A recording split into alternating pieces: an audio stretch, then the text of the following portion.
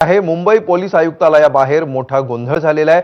आयुक्तांच्या भेटीसाठी तासनतास थांबून देखील भेट न मिळाल्यामुळे नाराजी असल्याचं कळतंय आणि त्यामुळे नेमका काय प्रकार घडलाय याची माहिती सध्या समोर काही वेळात येत आहे। मात्र सध्या गोंधळाची परिस्थिती निर्माण झालेली आहे।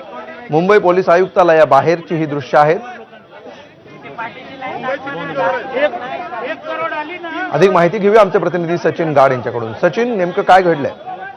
अमोल आता तर मुंबई पोलिसांच्या देवेंद्र भारताचा जनता दरबार होता आणि यावर सर्वसामान्य मुंबईकर कोणत्याही पूर्वपरवानगीशिवाय थेट मुंबई पोलीस आयुक्ताची भेट घेऊ शकत होते। आजचा खतरा दुसरा जनता दरबार होता। पहिल्या जनता दरबाराची माहिती जास्त मुंबईकरांना नव्हती, मात्र त्यानंतर ट्विट करण्यात आला आणि आपण बघतो की आता शेकडोंच्या संख्येने मुंबईकर हे आपलं गाराणा घेऊन आयुक्तांच्या भेटीला आलेले आहेत। मात्र त्यांना आत प्रवेश तात्काळ मिळाला नाही, त्यामुळे बाहेर जे मुंबई पोलीस आयुक्तालय कार्यालय होतं त्याच्या बाहेर मोठी गर्दी झाली आणि तासनतास थांबून देखील अद्याप भेट न झाल्यामुळे नागरिकांची नाराजी देखील झाल्याचं आपल्याला दिसून आलं। अमोल, कशा प्रकारे पोलीस सध्या ही परिस्थिती हाताळतायत आणि नेमकी किती गर्दी झालेली आहे या ठिकाणी?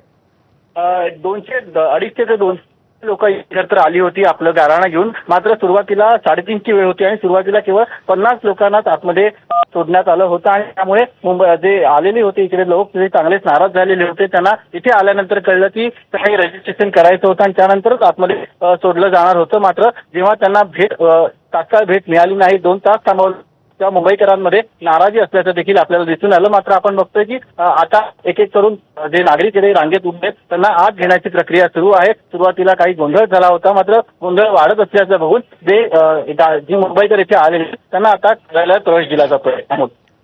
निश्चित, धन्यवाद सचिन या सविस्तर माहितीबद्दल। या बातमीवर आपलं असंच लक्ष राहील।